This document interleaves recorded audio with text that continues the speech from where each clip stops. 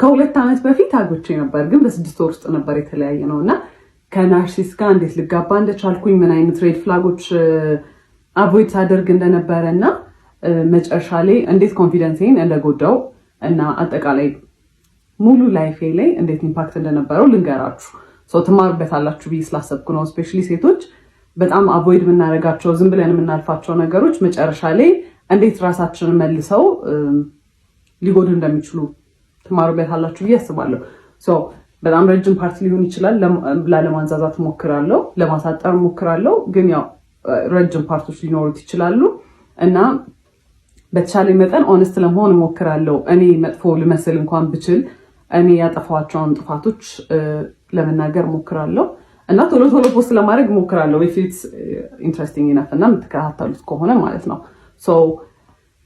በክላፕ ረጅም እንደሚሆን ተስፋ አድርጋለሁ እና basically who the fuck did I marry በኢትዮጵያን ቨርዥን ነው የሚሆነው ማለት ነው።